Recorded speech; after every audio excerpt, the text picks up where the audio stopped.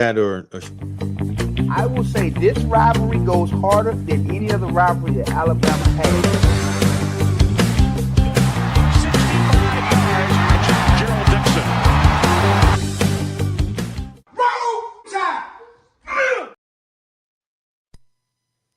Hi, I'm Justin Raleigh, and here with me as always. Oh no, that's the Bama. I'm here with my brother, the one and only Gerald Smoke Dixon, baby.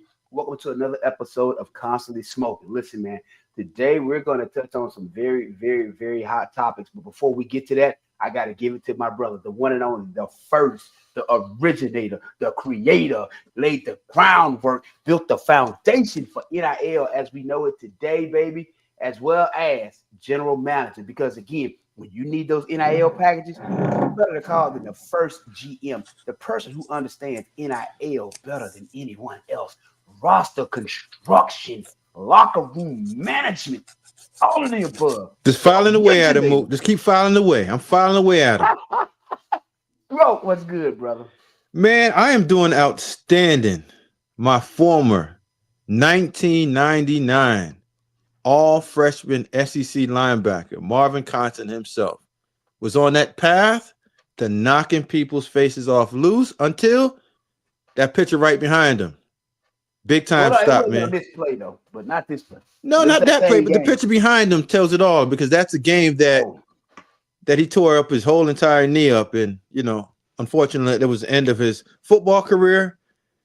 But that didn't stop my guy, man. Marvin, you were like engineering of cyber cloud man. What are you nowadays, bro? I'm a cloud engineer that's a technical project manager. So, if you need cloud services, anything AWS, GCP, Azure, all of the above, baby. You need that infrastructure work. You need some help with AWS EC2, those instances, all of the above. You know what I'm saying? Keep going. Those elastic load balancers, all of the above, the EBS. I'm your guy. And if you're looking for just a handsome guy with the greatest workout plan in the world and loves flexing and always talks about himself like he's the third person in the room and the only person in the room, you can also call Marvin at 1-800. I'm the sexiest guy alive. That's what we're doing. Hey, Mook, we got some fans already jumping in here, man. Yes, sir. Yes, sir. They're definitely in for a treat today, because the things we're going to talk about today, I think we're going to dive into it from a point of view that a lot of people never really look at, because everybody wants to look at it from surface level and just make judgment. Because at the end of the day, you have to understand these are still kids. Mook, let's dive into it, baby. You ready? Because I know that we've been a part of some of this, not publicized, but we've kind of dealt with this during our playing career at one capstone. All right, Mook, listen. Let's just recap the Nico situation with the family. All right. And all of this is alleged behavior and actions from one side, and I'm gonna try to tie in all three sides to make sure that we lay it out kind of perfect. So when you dive into it, Mook, you get all the information. So I don't want you to go nuts and do your constantly smoking rant without getting all the info. Reportedly back in December, the Nico camp wanted to get some more money in terms of getting a playoff bonus, and allegedly wanted to hold out of the playoff game. That didn't happen. They played against Ohio State Buckeyes and got punished. The whole entire team did. Then ongoing reports said the camp and the school were in negotiation to re-up the contract to have fair market value. From December until last Friday, nothing got solved, because it was between a father and a head coach trying to get a business deal done, going off of raw emotions. Everything went sour. Kid missed practice, did not show up for a team meeting. Next day, Coach Heupel said Nico was no longer part of the football team at the University of Tennessee. Nico entered his transfer portal, signed with UCLA Bruins. Shout out to my guy, Deshaun Foster. You remember Smoke, don't you? Reggie Miles does, and so do I. Out there, UCLA, the head coach, and he's back home in Cali, and Nico's found a home. The caveat behind the story is that now UT, the Nico camp, like they left us all in a dirty world of thinking that this is going to be the new norm for college football of guys holding out, wanting either a more financial stable situation or just answers of how they're going to get developed as a football player. And I think that's the part that we miss, that it was all financially driven. Now, there's a piece of it that this young man felt like he wanted more out of what he was getting from the University of Tennessee, either protection in offensive line or better play calling or just overall better development, because there's different sides to it. So, Mook, just diving into it, nobody wants to talk about now that he has a new home, because we already understand that the old news. We're not going to touch the old news, but let's touch on what's happening new. Now, the culture fit UCLA, new teammates. How will the fan base receive Nico at UCLA now? Understand he's going back home. It's a Cali kid. How do you think they're going to do that? I think he'll be well received when he goes home, because again, they've turned college football into a business at this point. Right. Whether they want to accept it or not, it's no longer amateur sports. It's a business. He did what Mook, 1 second. It's amateur. You know why? Because you have amateurs trying to negotiate and deal with the business part of it and trying to treat it like it's a professional game. It's still amateurism, because it's still amateur. Because just hear me out on this. Whenever you have a parent trying to negotiate a contract for their son with a head coach, what you're going to get is two emotionally driven men trying to decide on the business part of it, and it becomes now personal. But keep going. See, but I understand that point, and I'm going to leave you with this on that. Let's look at this. As adults, how many adults now, when they were 19, 20 years old, stood up to their parents when their parents were making certain decisions? Because there's a lot of y'all out there right now in marriages with kids y'all don't want to be in, because you knocked somebody up or got knocked up at an early age, and your mom or your dad said you're going to marry him. And that's why your asses are miserable on your couch right now watching us. So let's call it what it is. It was a lot of y'all not standing up to y'all parents either at that age. So you can't fault the young man for the way things went. But then you also, there's a double, for me, it's double edged, because here's another point of view that a lot of people don't look at. When Coach Nick Saban retires, what happens? There was a ripple effect. And a lot of coaches started talking about fair market value and what the schools started doing to lock up their coaches. Kirby got a raise. Dan Lanning got a raise. Sark got a raise.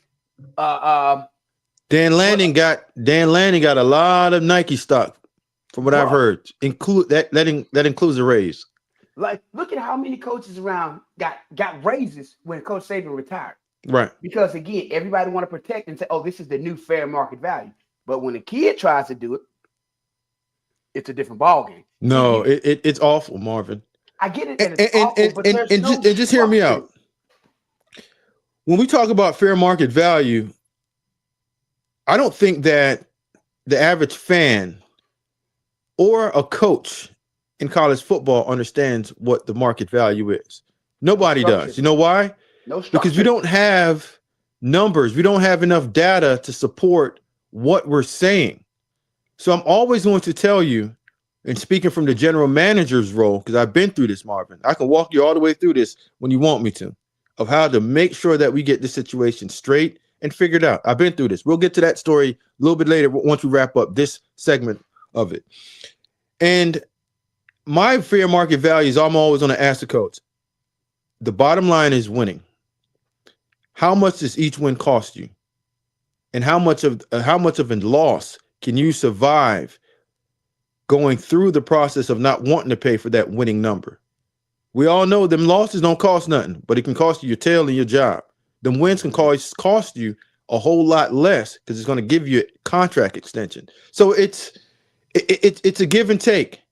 And I'm always going to say the only way that you don't give in when you're negotiating, because the right way to negotiate is to always have a baseline and basis of negotiation. Like, you can't negotiate if you have nothing to negotiate from or with.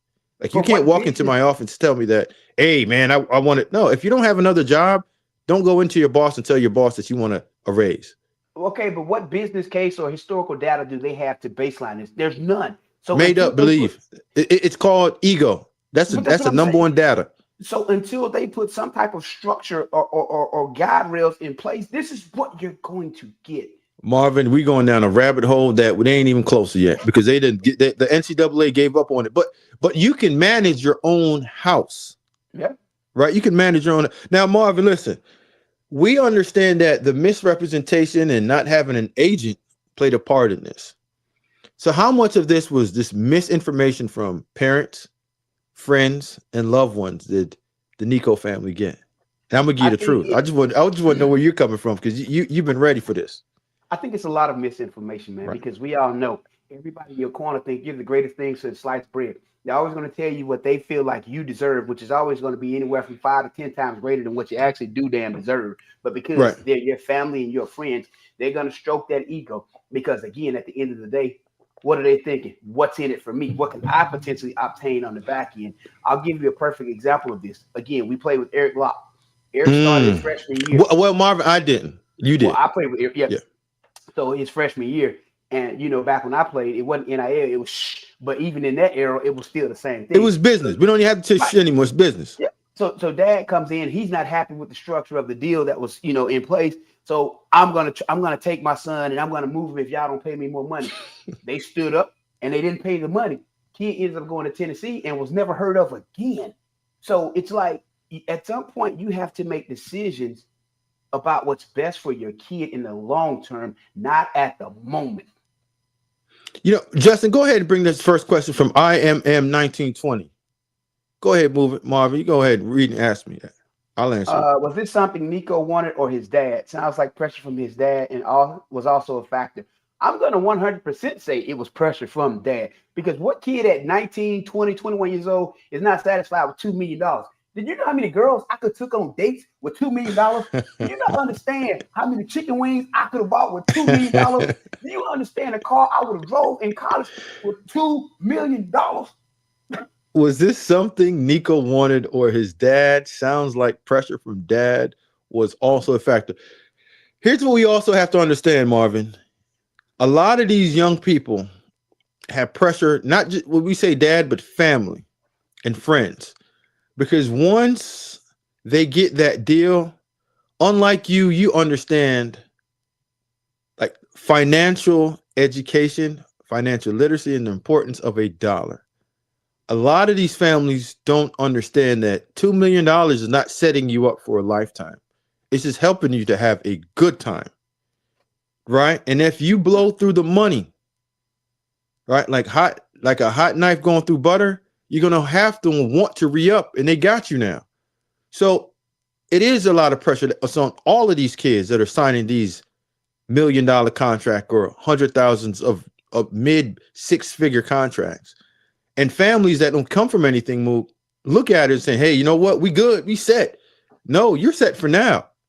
Yeah. Because if you go out and you purchase a $5 to $1 million home, yeah, there's an upkeep to that. That's a meal already gone. On top of that, you're getting taxed on that $2 million. In the great state of Tennessee, there's no state income tax. So you're getting 80% of your money. Understand that, Marvin. That's why you got to come to Tennessee. But you still got to pay the feds. And you still got to pay your taxes upon that. So really, when you get $2 million for the year, you're looking more like 1.7, Marvin, 1.8. If I'm doing my math right. I was gonna go close to the 1.6. Yeah, 1.6. I'm sorry. Go ahead. You get 20. You get 20% out. There's a few other things you got to take out too that the government gonna teach you for. But here's the thing about it though. But let me just finish my point, Marvin. Let me get to it. I'm gonna let you breathe on it too. So when you do that, you're working like you said, 1.6. You get a house for say 600,000. You got to furnish your house. You got to put furniture in the house. You got to get a car.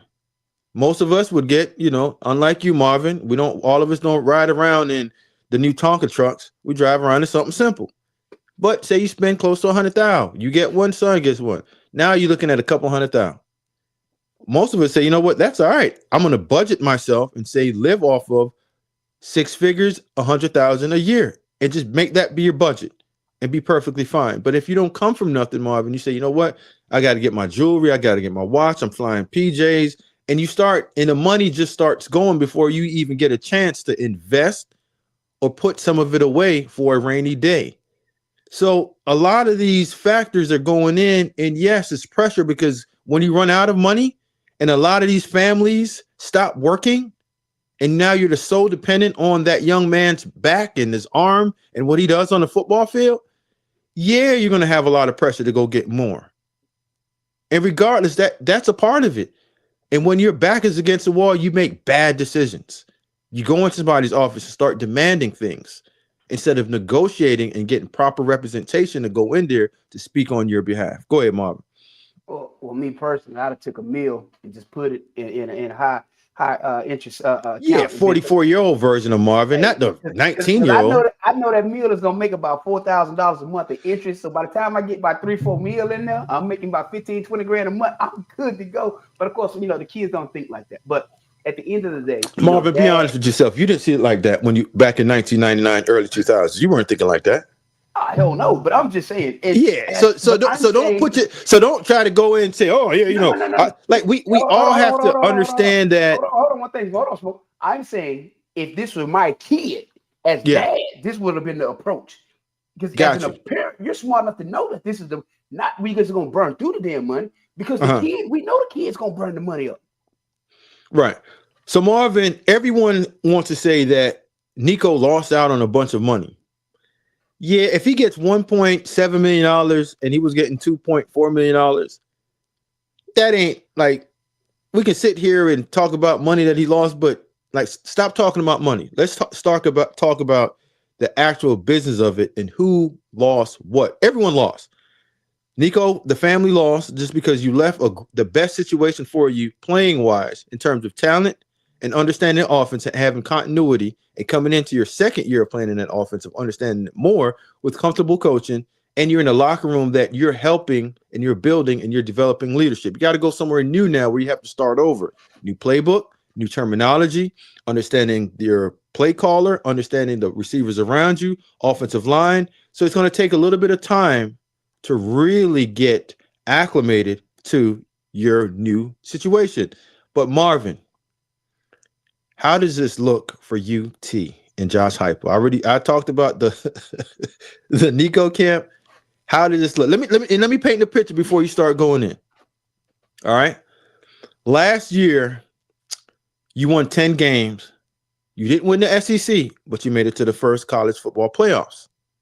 You lost to the national champions, Ohio State Buckeyes. You went through it, but you're building from what Pruitt left you. Right? You're doing this. You're sending. You go through spring, we don't hear anything. And I was talking about this earlier on. I don't know if it was on this or opening kick that premieres every Monday, 7:00. Me and my guy, Daniel Petty, the best thing on Monday at Monday nights, 7:00. Check it out. Central, 8 Eastern on the Bama Standard. So I spoke about how Josh Heupel was talking about his starting quarterback and everything that he said. And I decoded the whole entire press conference. He was talking about building. Nico is struggling with first level reads. Everything was negative. It was nothing that was positive for this young man. So I said, you don't talk about your franchise quarterback like that. So I started saying, there's some trouble going on over there. But either way, you go through spring and you have 3 guys on your roster. You got, you want to say their name. You got Jake, George, and Nico. Off of first name recognition, you only recognize one. So that's telling you something. The other 2, George McIntyre and Jake, are 2. They're going to be good players, but they need time on task. You don't have that right now. So you have 2 young guys that's never played the amount of college games and at the level of Nico. So Josh, you have 2 quarterbacks. Don't feel comfortable. If you felt comfortable with those guys, it would have been a quarterback battle like we have in Tuscaloosa. Wasn't that? So now you have your quarterback left, your best running back left, and you're going through a brutal schedule. And it's okay to say, you know what, I made a stance and I drew the line. I'm not going to give anybody any money. And every coach in America is calling you, telling you, great job, Josh. But all those coaches are calling you, telling you, great job. You know what? They're happy that your best player is off the team. because that game that they're going to play against you seems a little bit easy right now. So, Marvin, with that being said, how does this look for UT and Mr. Josh Heupel, the head coach of the Power T? You know the thing about it. Everybody wanted to applaud Coach Heupel and UT. Hey, job well done, guy. You stood up. Bravo! You took a Bravo! stand. You did the best thing you could have done for yourself and your program. Cut your nose off. Bullshit. Listen, has Tennessee ever been to the playoffs in the BCS era? Did they go to anything outside of when they won a national championship in '98? That was last time. I'm gonna say no shot. Did they go to the college football playoff when it was a 14 format? I'm gonna say no shot. You finally get back to some level of relevance to where your team matters. And where that third week in October is a real football game. Yeah, keep going. He did win that last year. Keep going. So, and we all know that the life of a college football coach, you're only as good as your last winning season. And again, Coach Heupel, I think you might have just shortened your life expectancy at Tennessee here. Because unless George or Jake Merklinger, and George McIntyre, who we know nothing about. I just know them because I studied them when they were coming out of high school. Right, but we don't. But on the college level, you're right. We're blank. And you're going to put them in against these SEC defenses with this brutal schedule. So here's my only thing. You took, like you said, the program was ascending. So refusing to pay Nico, you took a stand. But what has that done to your ascent? You're going to have to go out there now and go portal shopping for a quarterback. What does that do for your recruiting? Because these receivers that you were selling the pitch to, that I'm going to get to play with Nico, we're going to build and bud. What does that do? I'm going to say, if I'm a guy coming in, I'm going to say, Coach, yeah, I'm trying to get these numbers, and I don't know if you got anybody in there that can throw it to me. Exactly. So what does that do to the receivers that are currently on your roster who thought that they had a shot to get their numbers up for the season? There's doubt in your locker room, and now you've caused a little bit of chaos that with this simple offense, you might sell it a little bit. Honestly, I believe Coach Heupel and UT put a nail in their season before the season even started. I'm going to say Tennessee will be lucky with that schedule to win 3 games this year. Nah, stop it. Nasty word move. That's bad history. Maybe 4. They'll get close. They'll get close. They might get close to the 6, Marvin. Coach. Yeah. Okay, let's look at when we played South Florida last year and we didn't start Milrow. We brought out 2 years ago. 2 years ago. And we brought out one of our young guns. You talking about Ty Simpson? Yeah. Oh. We saw how that went against South Florida. Okay. Now you're going to try that same move in the SEC against that brutal schedule?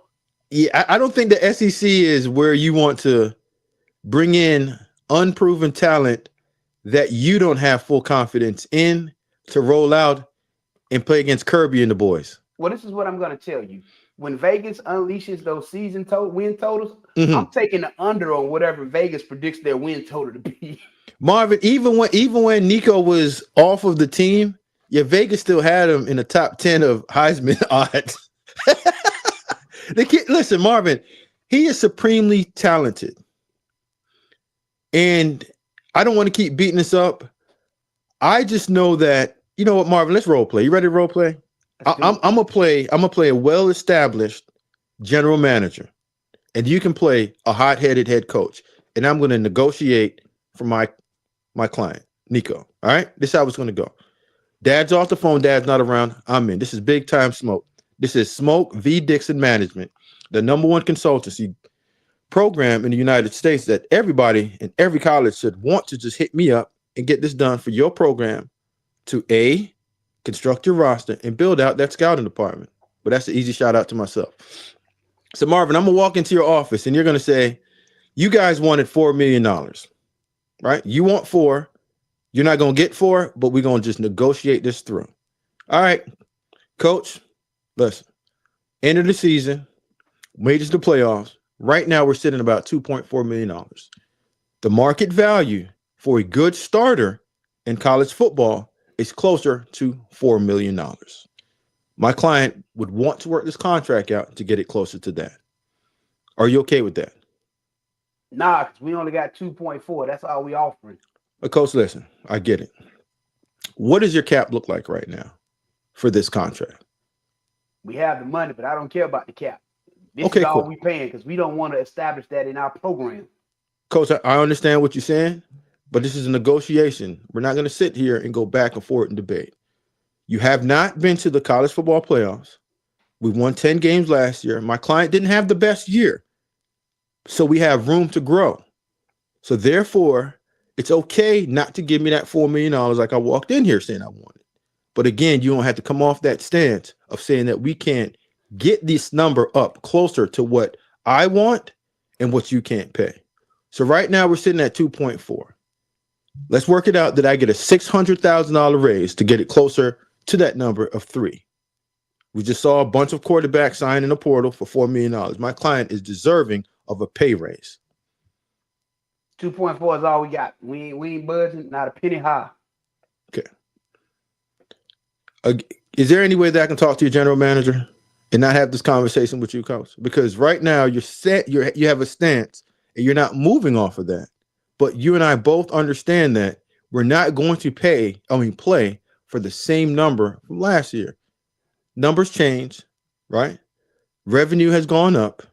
I'm not checking your pockets, but I do understand that my client is deserving of a pay raise. This is the same number. This is the same contract that we played on for 2 years. It's ran out. We talked about it in December. We're getting into spring. We're not going to hit the portal. Portal is not an option. This is the best place for us, but financially it needs to work for both of us. We don't offer cost of living raises around here. Okay. Cost of living. It's okay, but the cost of living goes up every single year.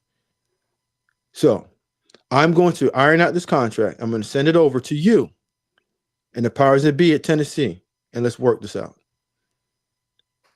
Because you're not willing to move off your stance, that's perfectly fine. I've received plenty of calls from my client. You know, if he hits the market, he's going to have a home. See, you see how this conversation is going? Neither one of us are yelling at each other, Mook. But this goes on for a few days, and you just keep hammering away at it to the point that you get so tired with me because I'm painting a picture of, Coach, you need my client in your building because all you have is 2 backups, and I'm the starter. But either way, just like you said how you sound? You're just a stubborn-ass head coach that don't want to come off of that. And all I am is a fair negotiator that just wants something right for my client. But since you're not coming off of that, we don't have enough time. We'll revisit this tomorrow. At no point am I saying that I'm taking my client out or he's going to sit out for the year. Never comes into play. So the caveat behind the story is, Marvin, you can have a negotiation without the end all and be all or either or get out of my building or I'm leaving or my client sitting out. You don't sit out and you don't tell your client that you're leaving, nor do you tell me to get out of your building. We sit here and we go through it. Go ahead, my man Ephraim, we got a good question for you. Marvin, ask what has he done lately? Well, he took Tennessee to the playoffs. All right. So what has he done lately? Okay. That's a great answer, Marvin. Everyone or a lot of people want to say that he hasn't done anything. Again, he left a lot of plays out there that if coached up right and he does it right, he's a different level quarterback. Talent-wise, there aren't many better than Nico. Talent-wise. When he's on, it's different. Mobility, arm strength, extending of plays. But do you guys remember Joe Milton, Bazooka Joe? That everyone said he couldn't hit the side of a big barn, and if he did hit it, he's going to just throw that football straight through it, but we don't know where he's going to hit. Mm-hmm. Joe Milton went to the NFL, and Joe Milton got better. Most of the time, players don't get better when they get to the NFL, to the point that he played against the Buffalo Bills towards the end of the season, maybe the last game of the season, and he did so good, the Dallas Cowboys traded for him. So Ephraim, what you're going to say, Smoke, saying all that, what do you mean? He got better when he left Tennessee. So is there a chance that Nico wasn't getting really, really good coaching that he thinks that he deserves? And when you watch film, you see a lot of things from a technical standpoint from throwing wise, mechanics wise, reading the football field, understanding concepts, understand that he's a young quarterback that you have to give him hots and check down to. The Tennessee offense not built for that. There's times that all they do is just run back and one guy and two receivers to stand on the left of the quarterback, and the only ones that are running a route, Marvin, is on the right side. Right. So when a quarterback gets in trouble, you want to give him options. So two things can be true. Nico needs to get developed better, and that he has to take a lot of accountability for himself. But also, the coaches over there need to give him more options. I think that's one of the things that he was saying. Like, just give me something else other than the same offense that everyone's ran and some has struggled with and a few guys have done really good with. Well, you know, at the end of the day, Coach, that money that they refuse to give Nico, if things don't go well and this program collapses over the next year or two, it'll be in Heupel's buyout. Get it. He got potential. But what is his real potential? His real potential is he can easily be the best quarterback in the next draft or two. But when you have potential and you have talent, you need someone to develop that talent. Coaching Matters a ton.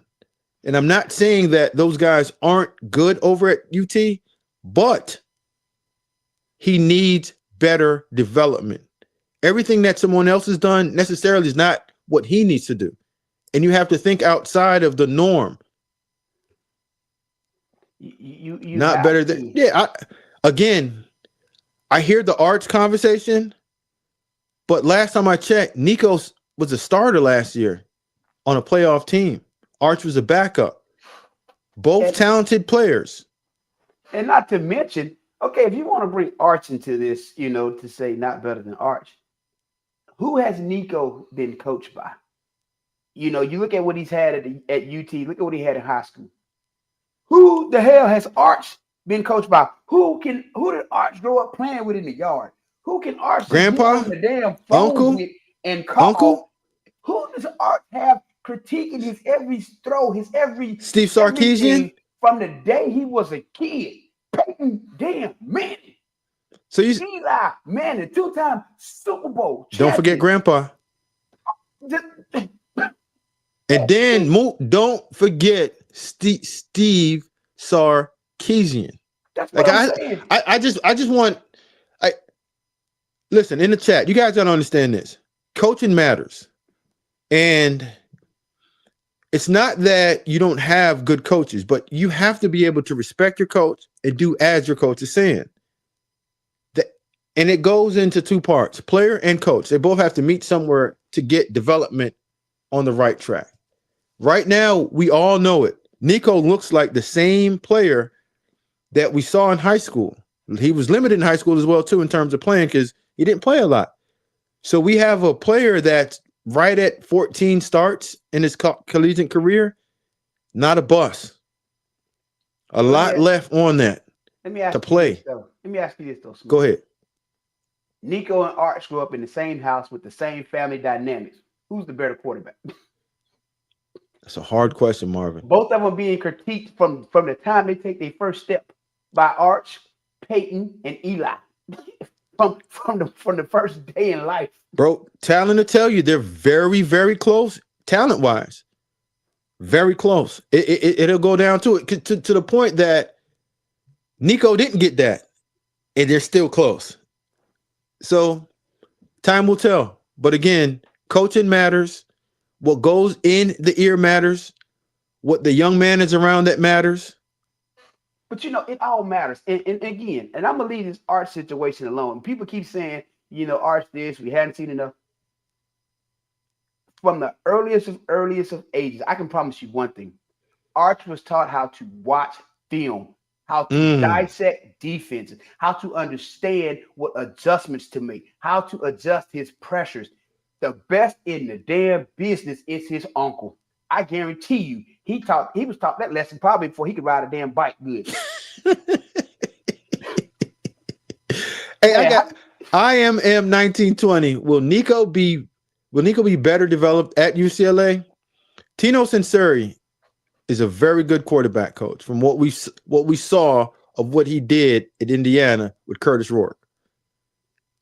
Curtis Rourke played his tail off last year, Mook, understanding how to get the ball out quickly, read defense, make layer throws. Physically, he looked apart just because of his technique, his tools that he was given, and the offense that he ran. Like, he had options. It was 2 reads and a check down. It can't be half field read, no check down, no get out of jail free card to audible. And every answer that you have is we're just going to play fast. Sometimes playing fast does not help the development of the quarterback. And that's how the Tennessee offense get ran. So UCLA does not have better players than UT. So this is going to be Nico, majority of on his own, trying to play in a Big Ten conference that is just as tough with lesser talent around him. So you'll see a new version of what we believe that we need to see out of Nico in order to put him in the conversation of top tier talent. Well, from what I understand, what I've heard about the kid, he's eager and he's hungry and he wants it. So Look, he loves football. We've right, not heard anything negative about this young man. Right. That's what I'm saying. So he has all the tools to go to UCLA and be successful. You put him in the right room with the right personnel. And here's the thing. You go get this kid 1 or 2 weapons. Maybe they had 1 or 2 weapons last year, but we just didn't get to hear about it because the quarterback play wasn't on the level that they really truly needed it to be. We don't know. And again, they had Eric Bieniemy. This was my man Smoke, Coach Sean Foster's first year coaching. Went 5-7, easily could have won 6 games and gone bowling. So there's some pieces out there in UCLA, and I think he's going to do a darn good job of getting what he wants. And again, when you have Nico, Mr. California himself, last time I checked, UCLA is in Cali. He says he wants to put a fence around his city and win that community back and keep the California players there at UCLA. I think it's an easier way, and we talked about recruiting earlier. When you have a talent like Nico, you know that players want to block for him, and you know that receivers want to catch the ball from him because what he brings is instant offense, instant big play potential. And Marvin, again, the numbers from the Heisman Trophy odds did not change when he hit the portal. They stayed the same. And I don't think those guys out in Vegas like losing money. And the thing about it, though, Smoke, we all know a quarterback can truly change your damn team. Marvin, that is a key. Or bad. So Justin, we got another good question, man, from G White 713. Nico is too used to waiting for a receiver to be dead stopped and waiting for the ball. Needs to be able to scramble and throw someone open. Lead them. I got this, Marvin. So basically, just you're talking about throwing a catchable ball with the receivers on the run. All right. So going back and just studying the Tennessee's offense for years, this is Heupel's offense. Great offense if all you want to do is put points on the board and you have a quarterback that is a point guard. Nico's not a point guard. He's just not a deliverer and a flicker and he's not going to serve the ball up to receivers right now in the way that they want it, like Dylan Gabriel did. That's not his play. But he is a power forward, point forward, whatever you want to call it, distributor of the football that has the capability of creating his own plays when things break down. And a lot of the times when you study the Tennessee offense, those receivers are taking forever to run routes and get open because a lot of the plays aren't designed for timing throws. A lot of their plays are get open. And when you're dealing with a quarterback that's not an anticipator yet of throwing the football, it's not natural for him yet, you're going to have a lot of indecisions and he's going to hold on to the ball because he does not know where the receivers are going to be, much less when you study the tape again. There's times that there's only half of the field that's running routes, Marvin, because they play so fast and they only want to read a half of the field. So if you're a good defensive coordinator and you say, okay, when these guys aren't running, to the side of the field and you study tendencies and know that he only wants to throw it to one side more, yeah, you take that side away and he has no other option other than to hold on to the ball and get sacks. Well, and then there's another point that people aren't considering. You look at the dynamics of college football and how defense is played. You're going to get a lot more zone defense in college than you are man. And what are receivers taught? When you get to the open spot part of the zone, do what? Find it. Get your ass down. Yeah. Don't run to the damn coverage.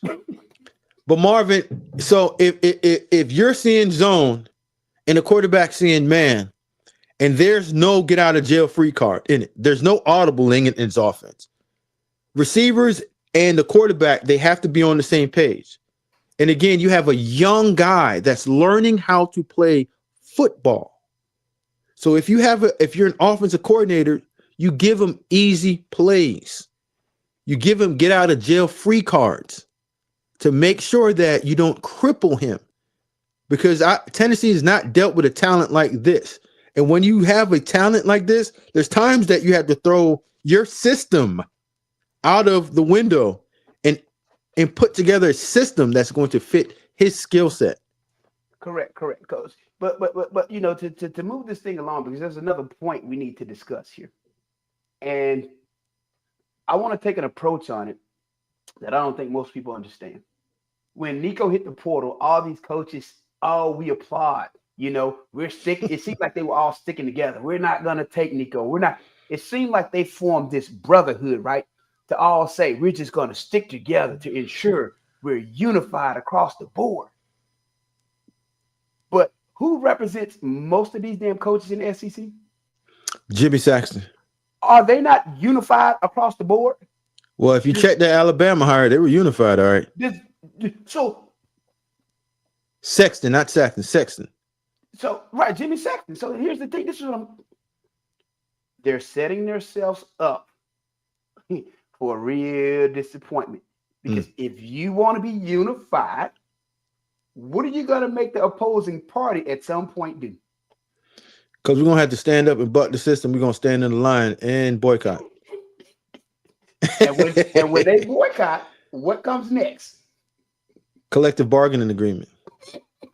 So while y'all all want to be unified and stand strong, we know who your agent is. We know who's representing the majority of y'all. So you have your little boys club over there. You know, y'all buddy. Just remember, it can go both ways. Marvin, again, I'm telling you, everyone is saying, Coach, great job, because they don't want you to win. A good friend will never allow you to make a bad decision. You getting phone calls and your friends pep talking you up for you losing your best player, it's bad business. Marvin, if you make a wrong play, I'm going to tell you straight up. But when the coaches believe, and again, all parties are wrong, but UT Nation, the Vols fans, you guys are going to suffer. Administration, you guys are going to suffer. Players in the locker room are going to suffer because you lost your best player. And your record is not going to look the same. Right? So that's four things. The only thing that Nico took an L on is money. And we don't know what that contract looks like in terms of incentives. But it's been reported that he's getting close to $1.72 million. But there might be incentives in that contract that shoots him closer to $4 million if he hits those. But Smoke, here's the thing about it. That's 1, maybe 2 year deal where he's getting. So he's going to leave and go off to the NFL and make. Who in the long run truly suffers here? Tennessee. UT. The bottom line suffers. Yeah. And I want to go on record right now. Dante Stallworth, University of Tennessee, former wide receiver. Our standing bet is still on. I want my damn money. I don't give a damn that Nico left y'all. Hey, when y'all get that George McIntyre, starting quarterback. I want my damn money, Dante. G White 173. True. They haven't focused him on much. Okay, let me see read that. My screen is a little bit smaller than yours. Get yours. All true, guys, but try convincing the $1 million donors at Tennessee that a quarterback ranked 76 in passing and 24th in completion. That's completing. I'm seeing completion about. And is that complaining? Okay, complaining. Being no show at practice. Okay, here's the thing about it. These same donors that you got to convince. It won't be hard to convince them after 2 or 3 losing season to go pay what Texas A&M did, a $77 million buyout. I mean, Hey, Marvin, listen. 77th in passing in 2024 and complaining. Listen, I get it, but two things can be true. If you go back and you study the film, he missed some throws, but there's no other option for him to throw the ball either away or just give him a easy completion. 77th in passing offense is not just on the quarterback's shoulders solely. It has to do with the entire offense. They ran the ball at a high clip last year. They played great defense. So if I'm the play caller, I have to give him complimentary throws that he can make just to keep his confidence. He did beat Alabama, didn't he? He did go 10-2, didn't he? So two things can be true. Yes, you don't pay him as much as he demands, and Marvin and I still have that ongoing negotiation. We haven't finished yet. But you don't ask him to leave your locker room because you're losing your best player. So you say you finished 77th. You missed on downfield completions. Point out everything negative to him that he needs to improve on. But if he does finish in the top third in college football, you bump him up and say give him $250,000. If you have over 30 touchdowns throwing, bump him up. If we win a game over 10, you bump him up some. So there's ways that you can incentivize and hit escalators within his contract that gets him to those numbers. But the thing that you can't ask your best player to do at any point or give into when he says he's leaving, say, all right, get the hell out. Can't do it. You just went from a playoff team to the damn Shreveport Bowl. Right. And fans are getting fed the same thing over and over again, and it's coming out of one camp. Not one time have we heard Nico's camp come out and say anything negative about UT. And they could have. But all of a sudden, we're hearing that he wasn't a good teammate, that he was selfish, that he was doing a bunch of different things that you could have easily said when he was there. So it sounds like a little bit of a smear campaign, Marv. But Don Parker, you know what? We didn't answer this question for 2 weeks now, Marv. We got to answer this, man. How does Bama get back to being fundamentally sound and developing a killer instinct to finish teams off in this offseason? It starts with, again, that brotherhood, that bonding, that understanding that I got my guys back. Beyond that, it goes to having some real deal damn fun, some barbecues, some wild ass parties if you want to know the truth, and just truly being an alpha male and being allowed to live like a damn alpha male. If you're raised with the skirt on, you're going to play like you got a damn skirt on. But when you out there being the alpha male that you are, it translates to the damn field. We were killers off the field, and we went on the field, and it translated to killers. Marvin, hey, listen, I ain't no killer. I ain't no killer. You know, I am a highly competitive individual that likes to play to win. Yeah, the killing stuff, yeah, you leave that stuff to Marvin. I don't want to get indicted for nothing. Not really killing, you know, in that. But you look at what Coach Cochran did with those guys, the way he treated them, the way he allowed them to be who they truly were. Coach Cochran never tried to tamper or tailor back who they were as individuals. What did he do? He motivated and poured into them to be more of who they were. That's how they got to be so great, because he allowed them to be them, and he gave them that support behind the scenes that made them more of who they were. And then you add in Coach Saban's structure to it to get them to come together for a common goal, man. Marvin, listen. When you talk about killer instinct, I think our chat needs to understand that the way that you develop that is putting the athlete in the most uncomfortable position that their body and their mind is ever going to go through for a long period of time. So you're just training them stress. So when they do receive stress during the game, they know how to dig down deep and capture what they went through to get through what they have to. So that's when we say the killer instinct that we're trying to develop. You're just trying to harden their minds and their body to push through anything, because working out hurts and it burns. And the thing that you want is to burn to the point that you can't take it anymore. To getting close to blacking out, Marvin. Remember black out while we're running. But Man, go ahead. I'll tell you this. When I was at Alabama, in 2009 working there were days when they would have to run 32 110s. And when I don't know if you know about that Tuscaloosa heat in June, July. Yeah, it comes from the ground up. And you can see the heat rising off the right. Yes, sir. Wavy. It moving like this. And now you're in the midst of running 32 110s, and you got guys start missing times, and the guys are at each other's throat.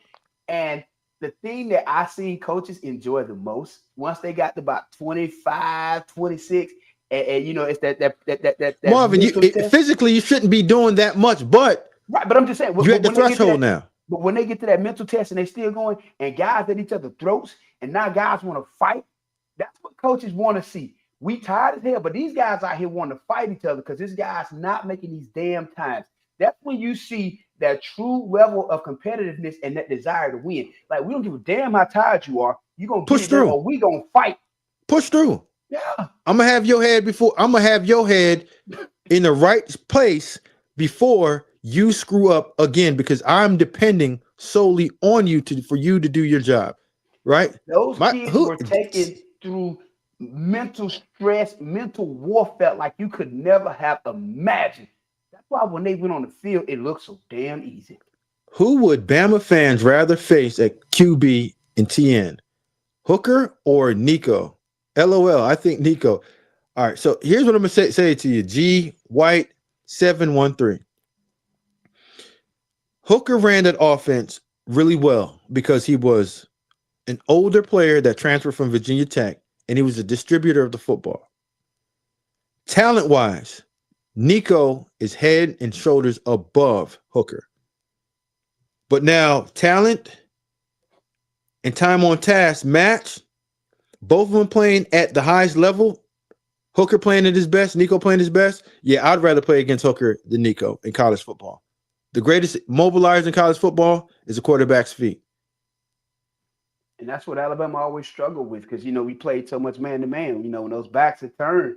So, mobile quarterbacks, that ain't easy to deal with. Hey, Marvin, you know what? Let's get one more question, and I'm gonna give you my my little bit of story time with this real quick. We're gonna go through it. All right, what question you want to take?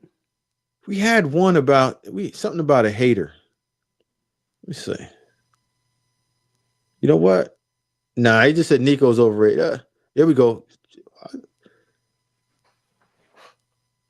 True, but they haven't focused him yet. Much on the hashes. The hashes. Why Stetson Bennett could roll out early and create targets. Why can't Nico? Because we're talking about two different offenses. And that's on the coordinator. And that's on the coordinator, right? Stetson Bennett ran a system with Bobo and Todd Monken. And they always Hold on. I want you to add this to your answer too. Go ahead. Stetson Bennett also had damn Brock Bowles between the damn hashes. And Ladd McConkey. Right. And had the offensive line. Listen, there's a lot that goes into it. But just to get straight to the answer, G White 713, when you're developing a quarterback and you're developing a system, you want to give that quarterback with that much talent options. You want to give him a first read, so if that window is closed, a second read, if that window is closed, and your third, if you can get to it, is your check down or option. So typically that's a running back or Ladd McConkey or Brock Bowers, which is your safety net. And you give those guys a safety play or safety player or safe throw that they can make so they aren't indecisive on if read 1 and 2 are taken away. The option should be what's next. So when you watch a good quarterback and you understand what a good quarterback coach is and what a good offense is, there's multiple answers for everything that you do as a defensive coordinator or defense. Every good defensive coordinator is going to take away your first and second option. It's on you now to get to your third. Most good quarterbacks, even in the NFL, struggles getting to number 3. The great ones go to 3 and 4 that quickly. But the more you play, the better you get. And he just needs more time on task. That is Stetson Bennett had the ultimate cheat code. I'm sorry. If you go back to that game where they played Auburn, 2-3 years ago, and they threw the ball to Brock Byers, 12, 13 Every times play. straight. And Auburn they double teamed, they tripled, it did not damn matter. Everything they threw. Marvin, he's doing the same thing in the NFL. That's what Stetson had the cheat code. Man, listen, that dude, Brock Byers, was different. Players over plays. Yeah. So it was different. So Marvin, everyone will say that this Nico conversation sets a precedent, and this is brand new to college football. It's not. This happens more often than an average person will even think about. As the general manager of the University of Maryland, we had Leah Tagovailoa. That's Tua Tagovailoa's brother, and that's now Lou's son. Okay. Nico had the same ultimatum. Going into spring ball, he and his representation, meaning his father, called Coach Locks. And this is in John Talty's book, and this is nothing that I don't think anybody knows about. So it's not secret or private business. But he called, and they wanted to renegotiate the contract. Now, this is where I give Coach Loxley credit, and myself and whoever was the rest of the people that were involved. We talked through the situation because we knew that Leah wanted to be there, the family wanted Leah to be there. And there was no get your kid and get the hell out of here conversation that was involved because, again, we understand it's a business. And when you have a good business relationship and you have players in your building that can play and function, even though they're the backup, the only reason why they're not starting is because of play and time on task. We had Billy Edwards. So Billy being in the building, Coach Locks and I felt comfortable with allowing Billy to run our offense and to be the leader of our team. So our backup was just as ready to play. So the negotiation wasn't like, I guess everyone's going to say a hostage situation. It was a negotiation of what's the fair market value for this player. Long story short, we hashed out all of our differences. It never made it to the media. It never got dirty because we kept all of our business in-house. And we had the conversation and worked through it. It took almost to 4 or 5 in the morning from 6 in the morning the day before that to work through it. But we did, and Leah ended up playing at University of Maryland that season, won 8 games, Music City Bowl, bust up them boys down there at Cal College, and won it up here in Nashville. So when you have a general manager on campus, which Tennessee does not, Maryland did. You had a coach that understood the business of college football, and the depth on his team was good enough that he felt like if we did lose out, we'll be okay. We don't have to give in, but we don't want the player feeling like he's not valued at all either. And at the end of the day, for anyone that's listening, please check into Smoke v. Dixon Management to understanding negotiation 101. You cannot negotiate if you don't have any grounds to negotiate on. You got to have at least one that you can stand firm on. And pay your players before they get to you and understand the value of that player before they get to you. Because when they do, you should say, hey, you know what? These are the numbers that we have for you. This is what you can do. This is where we see you at. And if you do leave, it's okay because I have 2 and 3 behind you that are good enough. Recruit your team right. Well, Smoke, here's one of the things a lot of people don't. Let's look at this example. When the person who's, i.e., head coach, running the team is the same one making decisions about the finances. Bad business. Too emotionally involved. Let's look at the Dallas Cowboys and Jerry Jones. Bad business. Marvin. Jerry wants to control everything, and he's paying all the wrong damn players. And that's why you're in the situation that you're in. You need somebody who's not in charge as a middleman, who's not emotionally attached to say, let me make educated, unemotional decisions that are best for the organization. Marvin, I'm going to give you another one as well, too. All right. We should study the history of what we're doing right now to understand where we're trying to get to and get there quicker. Right now, what you're doing, what college football is going through is the same thing that the NFL went through 30 years ago, when the sole decision maker in most buildings were the head coach. This is going back to the days of Mike Holmgren and Bill Parcells and a few other coaches, Pete Carroll when he first came in, that they were general manager and head coach title. Don't work. You have to separate the two, because head coaches don't have enough time to understand the market value of player or evaluate the market to understand the value of their players. So when you have a head coach that's making all the decisions in personnel and plays on the football field, they don't have enough time to research. That's why they took that away from head coaches. And you don't have a head coach right now that's a head coach and general manager. He might have the final say, but he doesn't have that title because he can't operate on the college side of talent, then understand the free agency side of talent. And college football is going to that form right now in that model. You have the high school side, that in NFL, that would be the college side, and you have the transfer portal side, that would be the free agent side. But the difference between NFL free agency and college free agency, NFL, you're on a contract for a set amount of time. In college, there is no contract for a set amount of time, because that player can get in the portal in December and then turn right back around and get back into it in the spring. Marvin, we just had some portal news. Just came across. David Stone, that's defensive tackle from Oklahoma. That's our guy, Todd Bates, one of his 5-star guys that he signed a year ago. Damn good football player, Marvin. Breaks my heart that he's hitting the portal. I know that Todd's done a tremendous job of developing him, but now he's leaving. Why? Same reason for most of these kids, Marvin.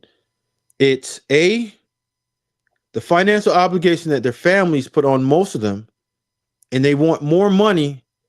But now that Jim Nagy's the general manager out there at OU, he understands that, like, what's the value on this player? If he wants 1.5 million, David, you have to play at the 1.5 million threshold and understand your value, that you don't outprice yourself. But when you have a lot of these young players that don't understand the market and they're pocket watching, and they have such a burden on them, family, friends, that they're taking, that most of the time they're being taken advantage of because they don't know where to turn.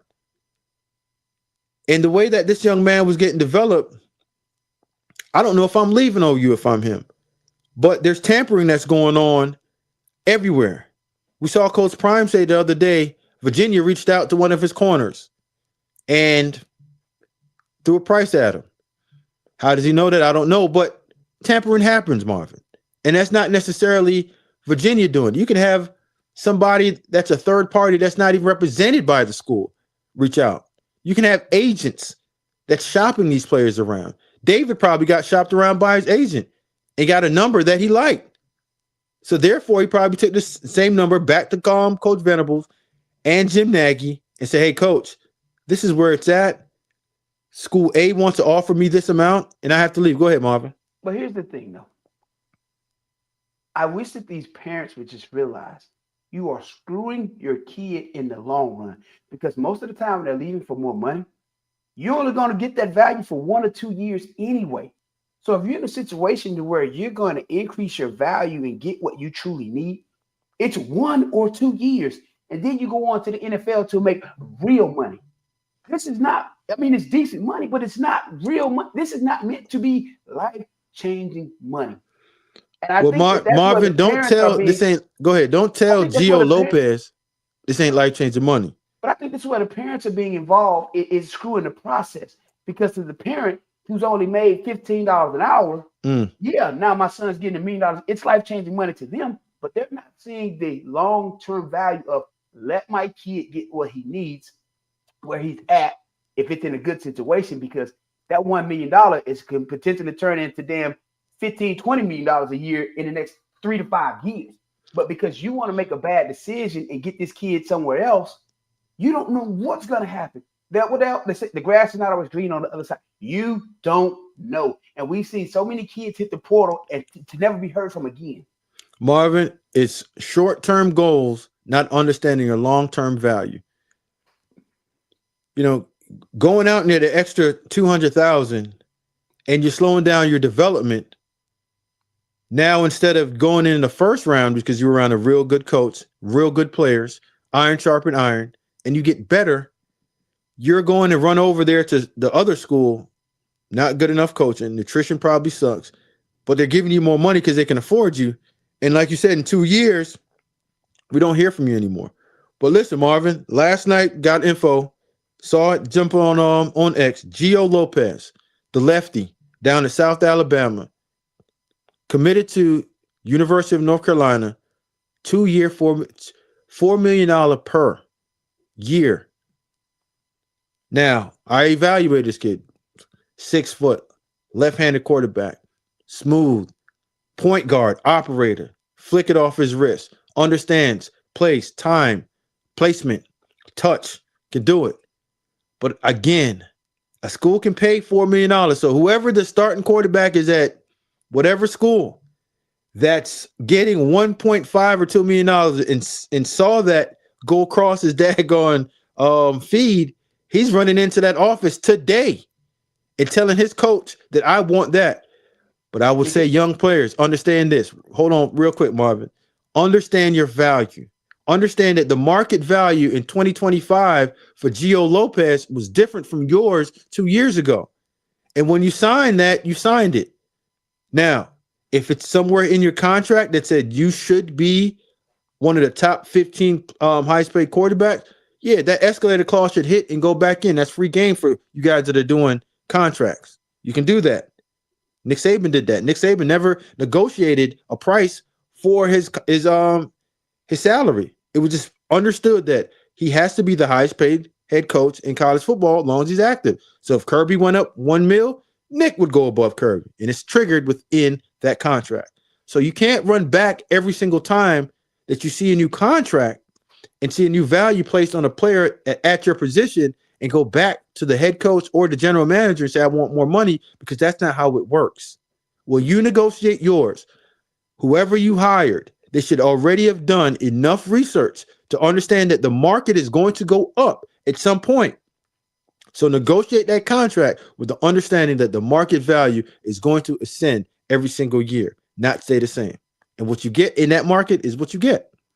And I'll tell you this. I watched that kid down at South Alabama. I don't know if that is that Conference USA, is that Sun Belt.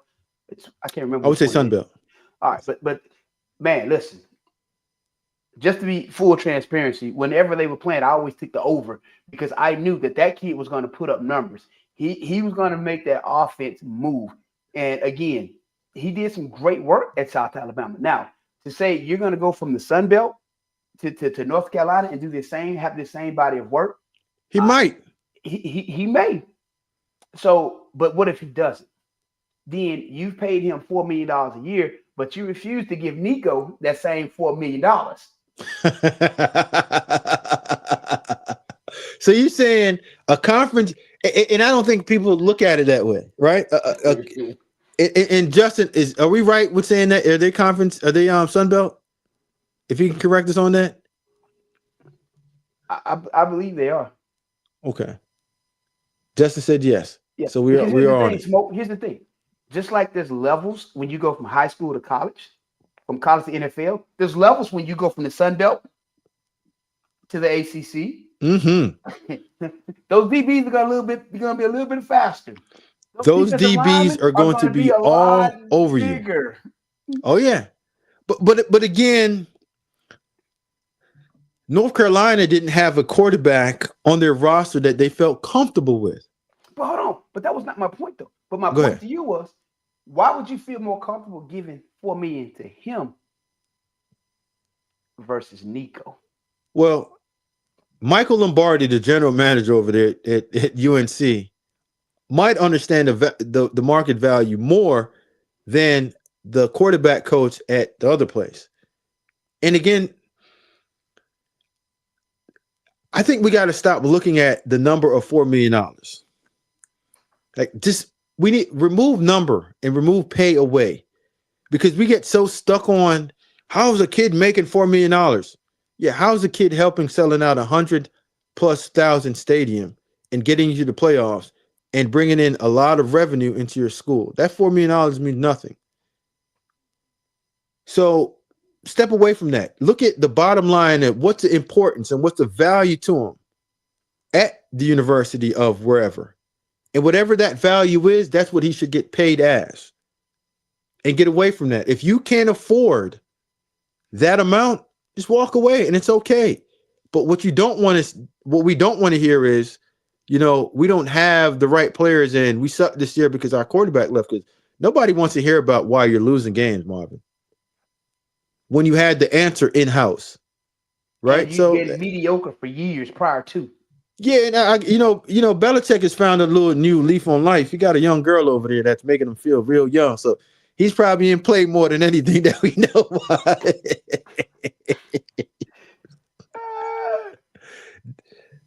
But listen, so some more portal news.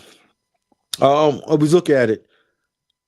There's a defensive end that left North Carolina that when I watched him, Marvin, I evaluated him. His name is Bo Atkinson.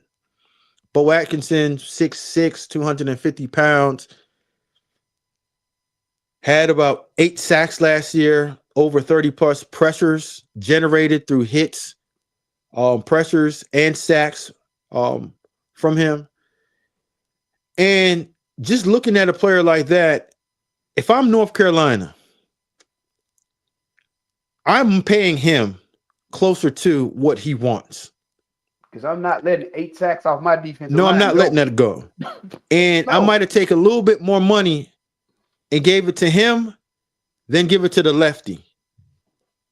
Right? Because again, like you said, I think that Gio Lopez is a good quarterback.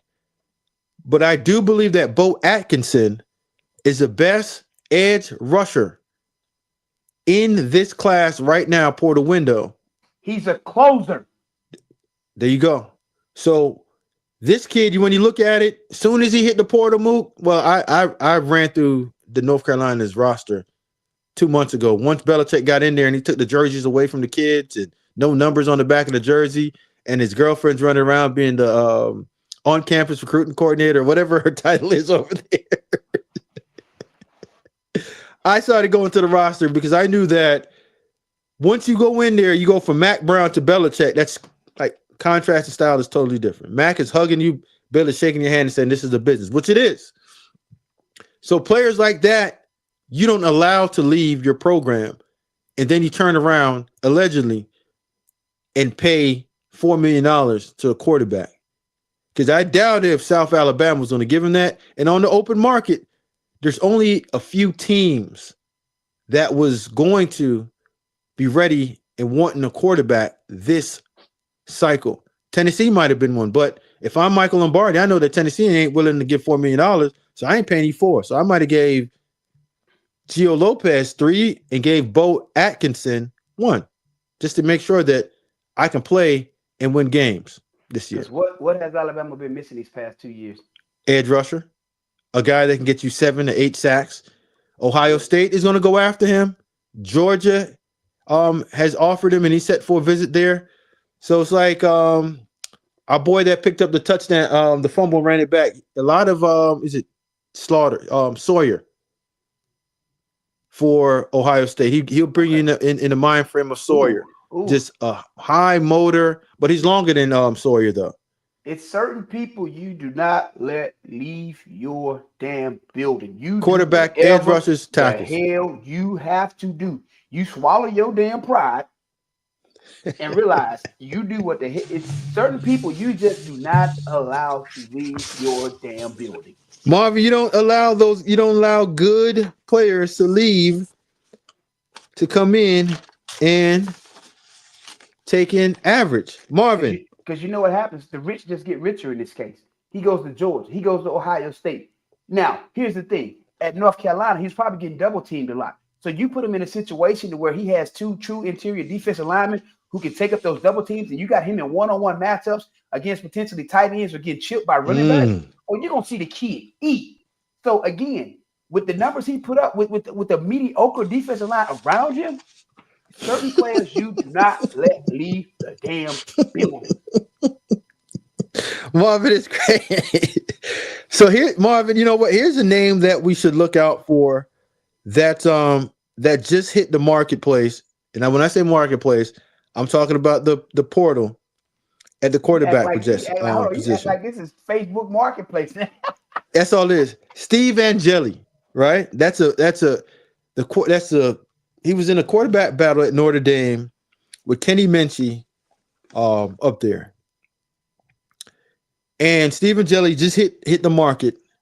Tennessee is going to be in play for this young man, because one thing that he can do, when he went in last year and played, you saw some accuracy. You saw some ability to quickly process and get the ball out of his hands to the right player. So for this offense of Tennessee, Stephen Angeli is a viable option that can work. But what's the price point, though? See, Marvin, because if you pay this kid something that,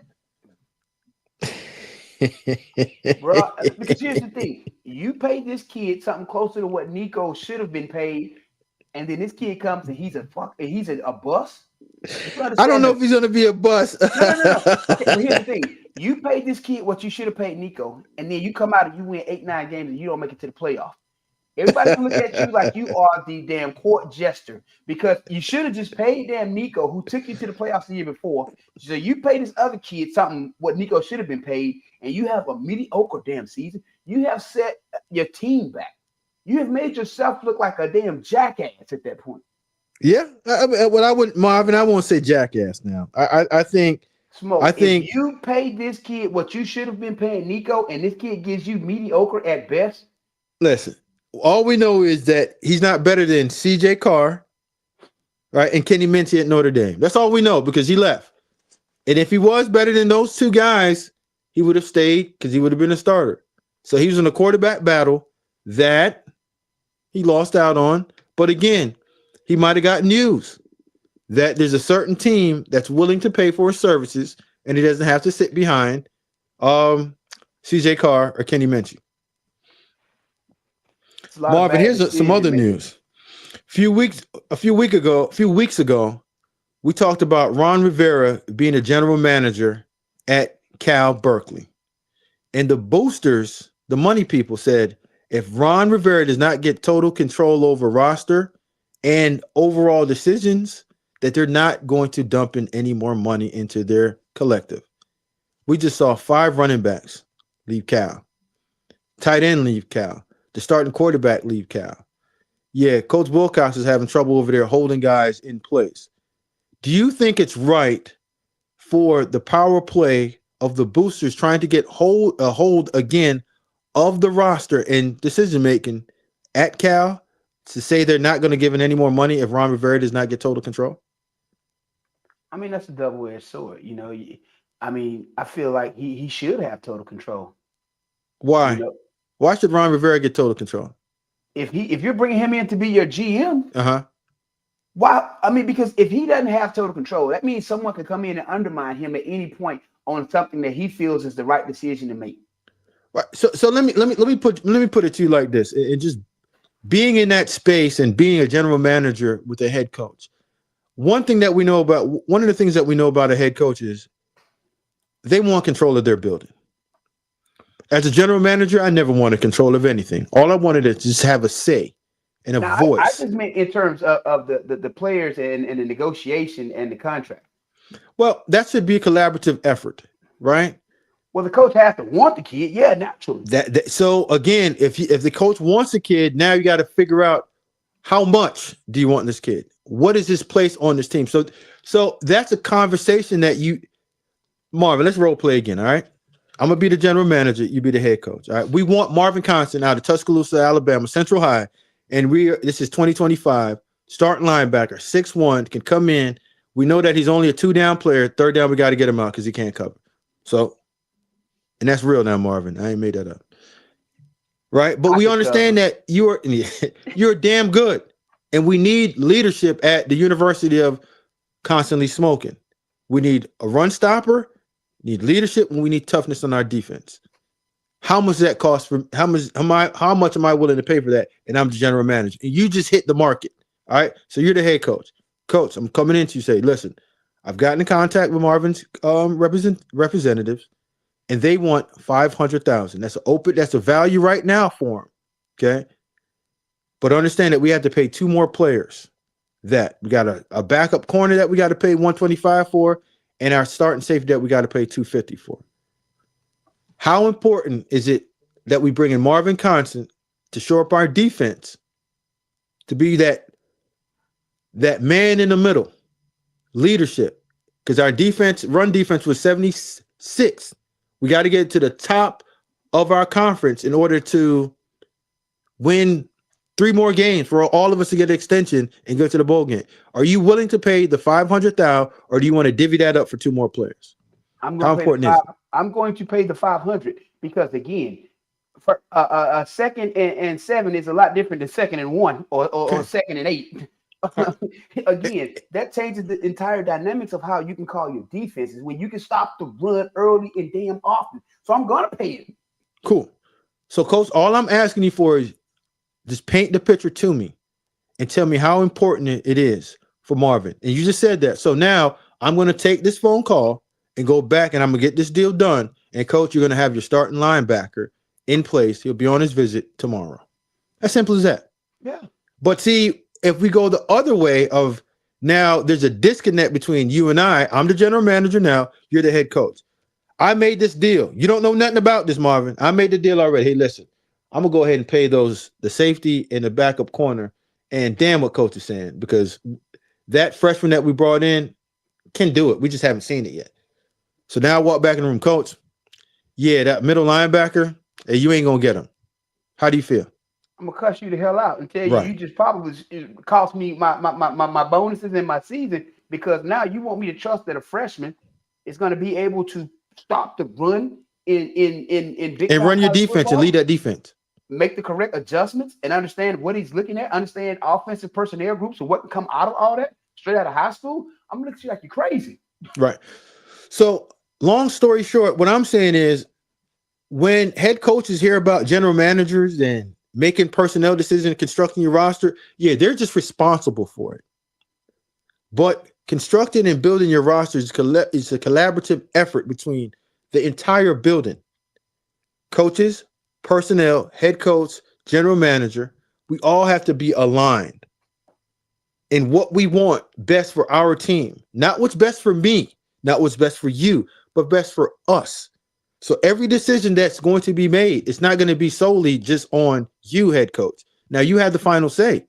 I can sit here and go back and forth and we can debate on what we want, who we want, and all that. But at the end of the day, you and I need to come to an understanding, an agreement that this decision that we just made is best for us. And I think that's where there's a disconnect. And I think that's where Kirby and Heupel and most coaches that don't understand the concept of collaborative decision making is missing out. Because again, Marvin, and we're gonna sum this up.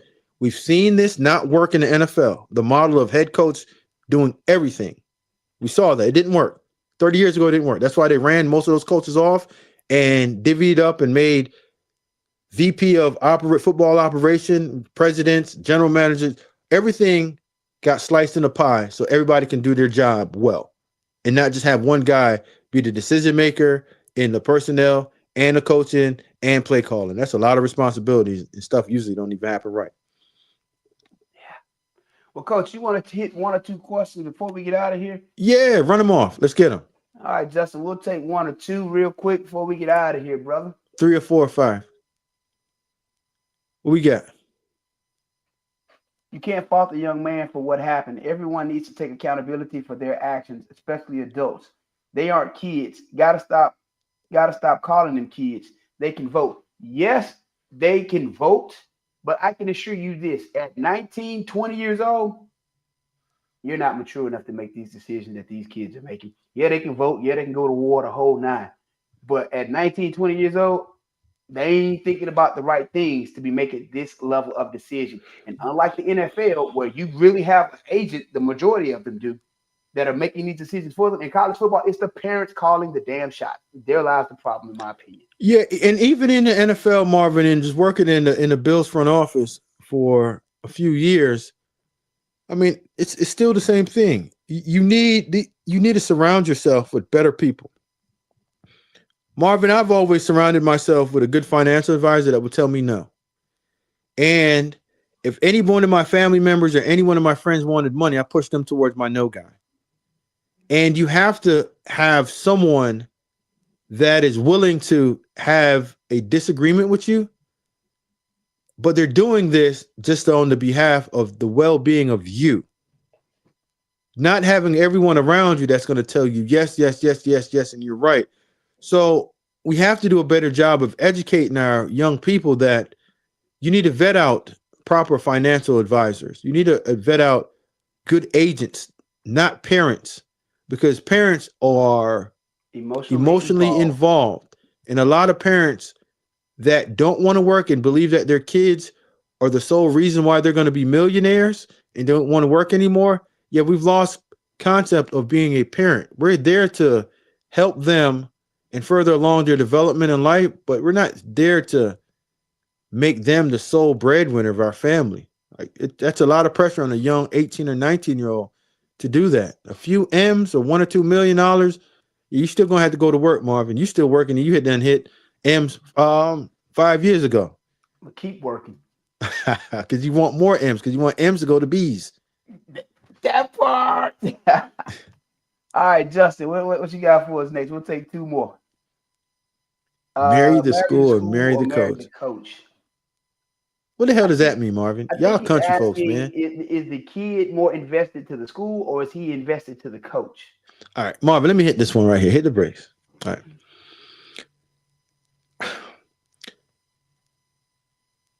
The university of whatever is not invested in the players. All right. This is a business transaction that's happening. You have to go in it saying, okay, what is the best for me? And what's the best for me is going to be the best for the school. Because fans and even coaches always say that the players need to be more invested into the school, play for the name on the front of your shirt than the one on your back. I think it's a combination of two. You better love who you're playing for on the front so they can understand who that person is on the back. But with name, image, and likeness and pay for play happening right now, it's a business. So the business is you take care of me, I take care of you. Because the coaches should not only be the ones that's winning in these negotiations. Everybody needs to win. It's never a good business deal when it's one-sided. It's always a good business deal when everyone is eating and everyone sits around a round table and we can all look at each other and make sure that we're all moving in the right direction.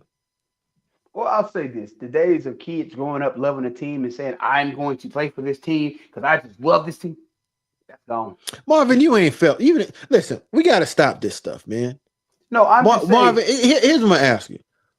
What was the reason? What's the main reason why you put your body through all of that punishment?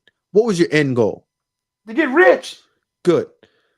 So why are we always talking about the love of the game? I'm not talking about. I'm saying in terms of kids picking colleges that they go to. There was because back when we were coming out of school, there were so many kids I know personally that went to Alabama because they grew up loving Alabama. The same with other schools. That's just the school that they love to go to, and they bad business decision. But that's what a lot of kids when we were coming, they loved to go, and so they wanted to go to these schools, and that was the main reason why they made these decisions. Business decision. True, but it was for the love of the school. Yeah, but again, bad business decision because but I'm just saying you won't see that anymore because Marvin, you do see that. There's still that going on. It's just whenever we hear about money, we automatically think that's the sole reason. It's not. It's just a part of it. And when we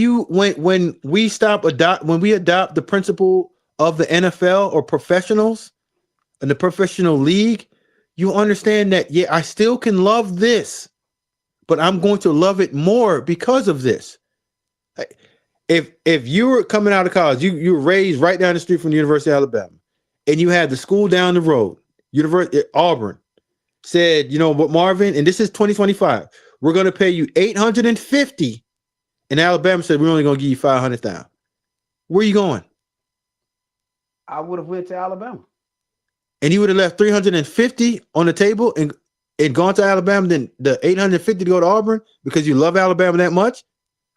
Well, because you sit out your freshman year because Travis Carroll was in front of you?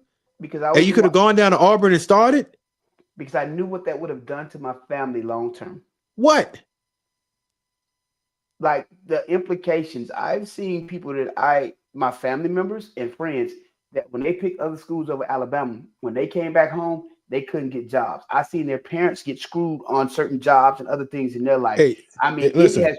It's a lot of behind the scenes. Marvin, stop it. Knock it off. A lot of people don't. How many jobs in Tuscaloosa, Alabama that your folks want to sit around in? Marvin, are you in Tuscaloosa right now? I'm not. But I'm. Is your mom's in Tuscaloosa right now?